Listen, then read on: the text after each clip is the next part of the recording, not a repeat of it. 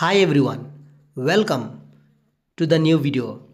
Dear students, in this video we will discuss the last chapter of your civics, Law and Social Justice. Dear students, आज के video में आपका civics का हम अंतिम chapter कानून और सामाजिक न्याय को डिस्कस करेंगे। इसको हम MCQs क्विज के रूप में डिस्कस करेंगे, जिससे आप अच्छी तरह से सीख पाएंगे। यदि आप परीक्षा के लिए तैयारी कर रहे हैं तो ये वीडियो आपके लिए बहुत ही महत्वपूर्ण होने वाला है, तो इसे पूरा देखें और एग्ज़ाम का तैयारी करें। So let's begin. Question number 1, social justice targets the blank people of the society, यानी सामाजिक न्याय समाज के खाले जगह लोगों को लक्षित करता है। तो सामाजिक न्याय किन लोगों को लक्षित करता है, टारगेट्स किसको करता है? Option A marginalised, that is हाशिया पर आने वाले लोगों को, बी वेल्दी लोगों यानी कि धनी लोगों को, सी पावरफुल शक्तिशाली लोगों को, डी हेल्दी स्वस्थ लोगों को। तो आपका आंसर क्या होगा? And you know the your answer will be option A, that is हाशिया पर आने वाले लोग, मार्जिनलाइज्ड। सामाजिक न्याय समाज के हाशिए पर धकेले गए लोगों को ऊपर उठाने का लक्ष्य रखता है, यानी कि जो लोगों को पढ़ने का अधिकार नहीं था, वो लोग गरीब थे, तो उन लोगों को ऊपर उठाने के लिए कोशिश करते हैं। Next, blank prohibits discrimination on grounds of religion, race, caste, sex और प्लेस ऑफ बर्थ। खाली जगह धर्म, नस्ल, जाति, लिंग या जन्म स्थान के आधार पर भेदभाव को प्रतिबंधित करता है।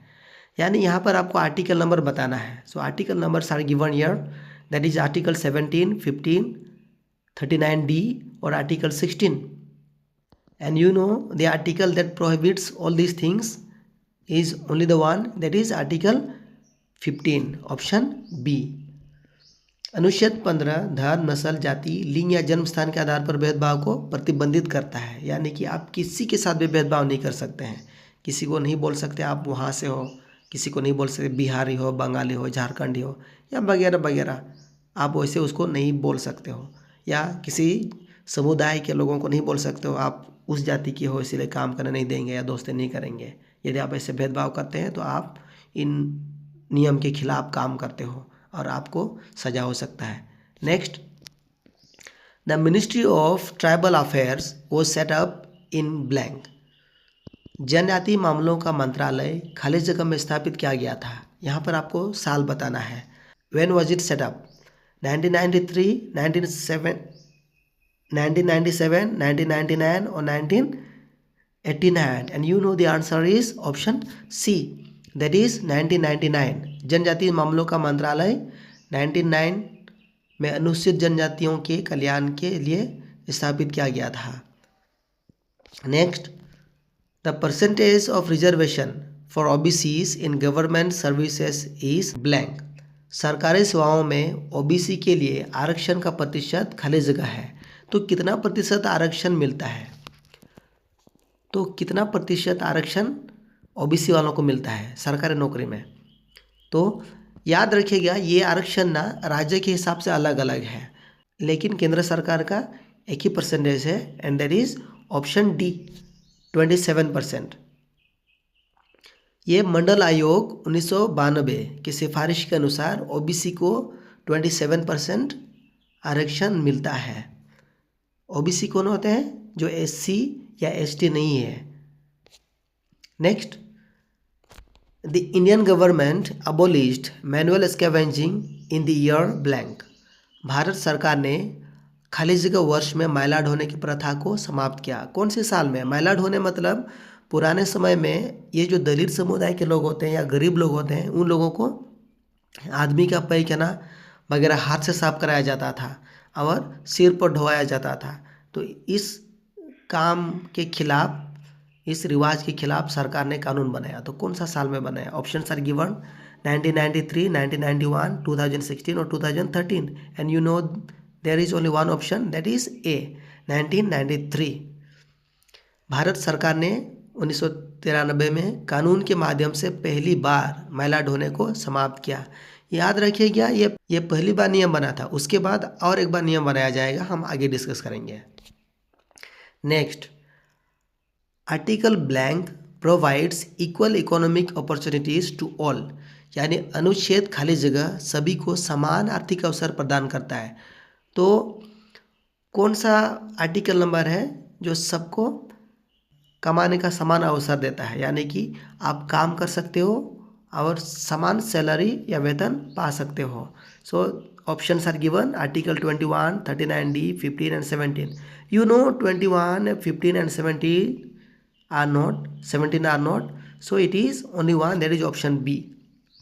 आर्टिकल 39D, अनुच्छेद 39D राज्य को सभी नागरिकों के लिए समान काम के लिए समान वेतन सुनिश्चित करने का निर्देश देता है।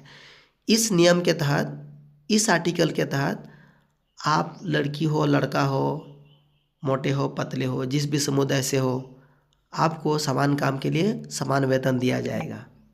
Next, which act related to manual scavenging was passed in 2013? महिला ढोने से संबंधित 2013 में कौन सा अधिनियम पारित किया गया? तो हमने ऑलरेडी देखा है कौन सा अधिनियम, SC/ST prevention of atrocities act, right to education act, prohibition of employment as manual scavengers act और डोमेस्टिक वायलेंस एक्ट। हिंदी में पढ़ें, SC/ST अत्याचार निवारण अधिनियम, शिक्षा का अधिकार, मैनुअल स्कैवेंजर्स रोजगार निषेध अधिनियम, घरेलू हिंसा अधिनियम। जब आपका क्वेश्चन ही कहता है महिला ढोने से संबंधित है तो जरूर आपका स्कैवेंजर्स वाला होगा। तो ऑप्शन सी आपका सही आंसर होने वाला है। मैनुअल स्कैवेंजर्स के रूप में रोजगार का निषेध और उनके पुनर्वास अधिनियम 2013 में पारित किया गया, यानी इस समय इस कानून को सख्त बनाया। अब आप किसी को भी महिला ढोने के लिए हायर नहीं कर सकते हैं।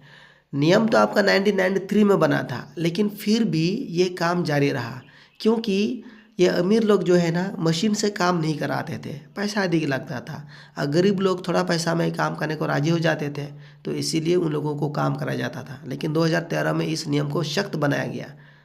उसके बाद ये बोला गया कि आप किसी गरीब को भी एक घिनौना काम को नहीं करा सकते हैं। Let's see the next.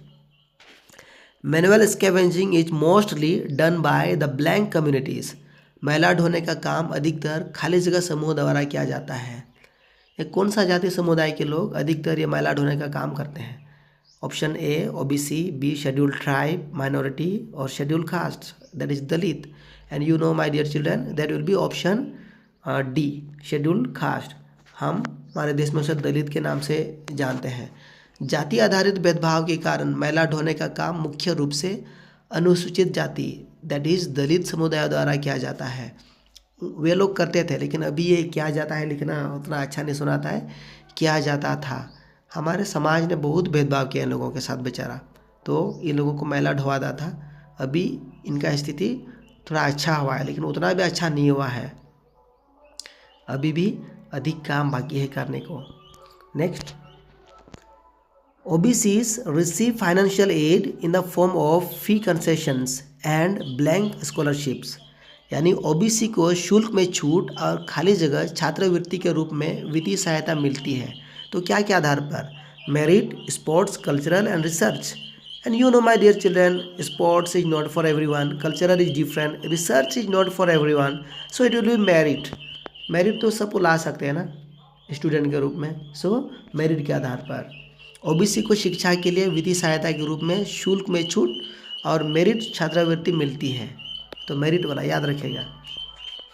Next, in providing social justice the constitution recognises fast what? सामाजिक न्याय प्रदान करने में संविधान अतीत की खाली जगह को मान्यता देता है, यानी कि अतीत की कौन सा चीज़ को मान्यता देता है सामाजिक न्याय प्रदान करने में? Options are given, achievements, injustices, discrimination या रिफॉर्म्स और कंट्रीब्यूशंस, उपलब्धियां, अन्याय, भेदभाव, सुधार या योगदान को। तो अतीत में क्या हुआ था जो आज के न्याय देने में संविधान उसको मानता है, मान्यता प्रदान करता है? And that will be option B, injustices and discrimination. संविधान सामाजिक न्याय प्रदान करने के आधार के रूप में अतीत के अन्याय और भेदभाव को मान्यता देता है। अतीत में जिसके साथ भेदभाव हुआ उसको थोड़ा ध्यान देता है। Next, through marginalisation backward and minority groups are blank. हस्तांतरण की प्रक्रिया से पिछड़े और अल्पसंख्यक समूह खाली जगह हो जाते हैं। क्या हो जाएंगे? Empowered, strengthened, disempowered, benefited. सशक्त, मजबूत, शक्तिहीन या लाभान्वित। तो हस्तांतरण के चलते क्या होंगे? ऑप्शन सी होगा आपका, शक्तिहीन होंगे, डिसएम्पावर्ड। हस्तांतरण से पिछड़े और अल्पसंख्यक समूह सशक्त नहीं बल्कि शक्तिहीन हो जाते हैं। Next, women's right to equal pay has been recognised under which article. महिलाओं के समान वेतन के अधिकार को खाली जगह के तहत मान्यता दी गई है। यानी कि आपको आर्टिकल नंबर बताना है, तो कौन सा आर्टिकल होगा? 17, 35D, आर्टिकल 15 और आर्टिकल 39D। और हमने ऑलरेडी बात कर लिया है कि समान काम के लिए समान वेतनमान एक आर्टिकल में दिया गया है, और वह कौन सी है आपको पता है? That will be article number D. ये article 39D, option D, article 39D। संविधान का अनुच्छेद 39D समान काम के लिए समान वेतन के महिलाओं के अधिकार को मान्यता देता है, और यहाँ पर ना केवल महिलाओं के लिए बल्कि सबों के लिए। Next, fundamental rights in the constitution apply to blank. संविधान में मौलिक अधिकार खाली जगह पर लागू होते हैं। तो यहाँ पर आपको जानना पड़ेगा कि मौलिक अधिकार किसके लिए है? सभी नागरिक के लिए, केवल अनुसूचित जाति के लिए, केवल ओबीसी के लिए, या केवल अनुसूचित जाति के लिए? So all citizens, only schedule caste, only OBCs और only schedule tribes. And your answer will be option number A, it is for all citizens. मौलिक अधिकार भारत के सभी नागरिकों पर लागू होते हैं, ना केवल विशेष समूह पर। Next, forcing a member of SC और ST to eat any inedible substance is blank. SC या ST के किसी सदस्य को कोई अखाद्य पदार्थ खाने के लिए मजबूर करना खाली जगह है। ये क्या है? एक सामाजिक प्रथा है, एक दंडनीय अपराध है, एक छोटा उल्लंघन है, या कुछ राज्यों में स्वीकार्य है? It's an social practice, a punishable offense, minor violation, acceptable in some states. So it cannot be accepted anywhere. So it will be option B, punishable offense. SC/ST अत्याचार निवारण अधिनियम 1989 के तहत यह एक दंडनीय अपराध है, याद रखिएगा। Next, who are the other backward classes. OBCs कौन है? अन्य पिछड़ा वर्ग कौन है? किसको बोलेंगे OBCs? Economically rich but socially backward, politically marginalised people, socially and educationally backward, neither SCs, STs nor forward castes, people belonging only to scheduled tribes. So here, if some are economically rich, they cannot be called backward. So it will be option C. Fine. Socially and educationally backward, neither SCs nor STs nor forward classes, they are known as OBCs. OBC सामाजिक और शैक्षणिक रूप से पिछड़े वर्ग हैं, जो ना SC हैं ना ST हैं और ना ही उच्च जाति समूह से हैं। Next, what do you understand by social justice. सामाजिक न्याय से आप क्या समझते हैं? Justice only for the rich, justice only through courts, justice based on caste hierarchy, equal treatment and opportunities for all, eliminating discrimination। आपका ऑप्शन से केवल अमीरों के लिए न्याय, केवल न्यायालयों के माध्यम से न्याय, जाति पदानुक्रम पर आधारित न्याय, या सभी के लिए समान व्यवहार व अवसर भेदभाव को समाप्त करना। And you know the answer will be option D, that is equal treatment and opportunities for all, eliminating discrimination. सामाजिक न्याय का अर्थ है सभी लोगों के लिए समान व्यवहार और अवसर, जबकि भेदभाव को समाप्त करना है। Next, what does article 15 of the constitution state. संविधान का अनुच्छेद 15 क्या कहता है? It prohibits discrimination on grounds of religion, race, caste, sex और birth. It provides reservation in government jobs. It ensures equal pay for equal work, It abolishes untouchability. And your answer will be option A. That is, यह धर्म, नस्ल, जाति, लिंग या जन्म के आधार पर भेदभाव को प्रतिबंधित करता है। यानी कि आप किसी के साथ भी भेदभाव नहीं कर सकते हैं, उसका जन्म के आधार पर, धर्म के आधार पर या जाति के आधार पर। Next, what is manual scavenging? मैला ढोना क्या है? यहाँ पर मैला ढोने का मतलब केवल सिर पर ढोना नहीं होता है, बल्कि साफ करना भी। तो किसको बोलेंगे scavenging? Collecting recycle waste from streets, यानी कि सड़कों से पुनर्चक्रण योग्य कचरा इकट्ठा करना। Manually cleaning carrying human excreta from dry latrine और सुअर्स, सूखे शौचालयों या नालियों से मानव मल को हाथ से साफ करना या ले जाना। C, sweeping roads and public places, सड़कों और सार्वजनिक स्थानों को झाड़ना। क्लीनिंग पब्लिक पार्क्स मैनुअली, सार्वजनिक पार्कों को हाथ से साफ करना। तो यहाँ पर देखिएगा सब साफ करने से रिलेटेड है, लेकिन एक चीज़ है इसमें, ऑप्शन बी, सूखे शौचालयों या नालियों से मानव मल को हाथ से साफ करना या ले जाना को मैला ढोना कहा जाता है। Next, which article of the constitution abolishes untouchability?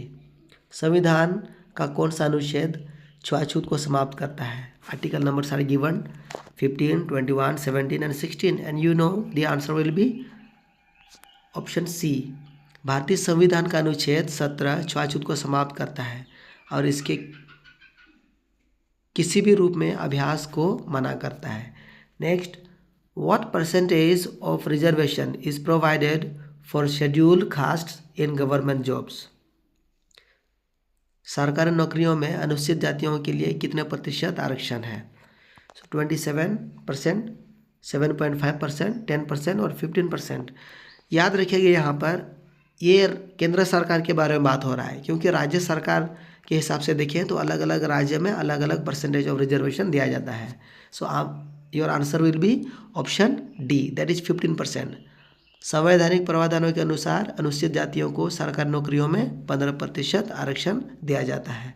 Next, which ministry overseas the welfare of scheduled tribes, scheduled castes?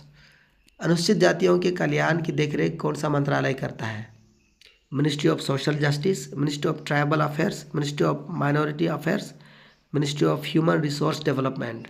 So answer will be option A, सामाजिक न्याय और अधिकारिता मंत्रालय अनुसूचित जातियों के लिए नीतियों और कल्याण योजनाओं की देखरेख करता है। मिनिस्ट्री ऑफ सोशल जस्टिस, याद रखिएगा। नेक्स्ट, द SC और ST prevention of atrocities act was passed in which year? SC ST अत्याचार निवारण अधिनियम खाली जगह में पारित किया गया था, कौन सा वर्ष में पारित किया गया था? Options are given 1950, 1989, 1993, 1979 and you know the answer will be 1989, that is option B। SC या ST अत्याचार निवारण अधिनियम 1989 में SC और ST को जाति आधारित हिंसा से बचाने के लिए पारित किया गया था। Next, which scheme was launched to promote girls education, girl education and welfare? बालिका शिक्षा और कल्याण को बढ़ावा देने के लिए कौन सी योजना शुरू की गई? स्वच्छ भारत मिशन, डिजिटल इंडिया, बेटी बचाओ बेटी पढ़ाओ, प्रधानमंत्री आवास योजना। So here only one option seems to be correct and that is your option C. बेटी बचाओ बेटी पढ़ाओ योजना बालिका की शिक्षा और कल्याण को बढ़ावा देने के लिए शुरू की गई थी।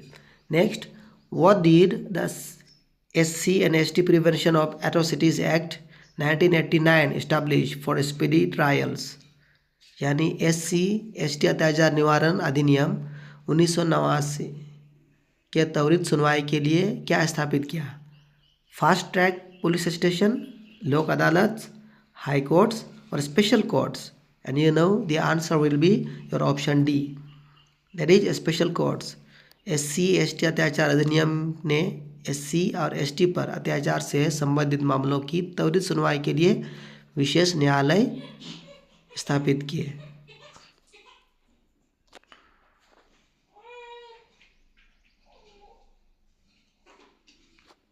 Next, the prohibition of employment as manual scavengers act was passed in which year? Manual scavengers के रूप में रोजगार निषेध अधिनियम खाली जगह में पारित किया गया था, यानी कि कौन सा साल में पारित किया गया था? Options are given 2013, 1989, 2005 and 1993 and option is A 2013। यहाँ पर इस नियम को सख्ती से लागू किया गया था एक्चुअली। मैनुअल स्कैवेंजर्स के रूप में रोजगार का निषेध और उनके पुनर्वास अधिनियम 2013 में पारित किया गया था। यानी कि अब भले लोग काम करने के लिए तैयार हों, गरीब लोग कुछ पैसा के लिए गंदा काम करने के लिए तैयार हो जाते हैं, गंदा काम इन द सेंस मैला ढोने का, लेकिन इस नियम ने यह तय किया कि उनकी चाहने पर भी आप उसको हायर नहीं कर सकते हैं, यानी कि गंदा काम नहीं करवा सकते हैं, मैला ढोने का काम नहीं करा सकते हैं। Next, why has manual scavenging not been fully eliminated despite laws? कानून होने के बावजूद मैला ढोने को पूरी तरह से समाप्त क्यों नहीं किया गया? Your options are given, lack of awareness about the law, poverty, caste discrimination, lack of livelihood and poor enforcement, the law is not strict enough, people prefer this profession। कानून के बारे में जागरूकता की कमी, गरीबी, जाति भेदभाव, आजीविका की कमी और खराब प्रवर्तन, कानून पर्याप्त सख्त नहीं है, लोग इस पेशे को पसंद करते हैं। तो यहाँ पर आपको अनेक ऑप्शन सही लग सकता है, लेकिन your option B is correct, poverty, caste discrimination, lack of livelihood and poor enforcement.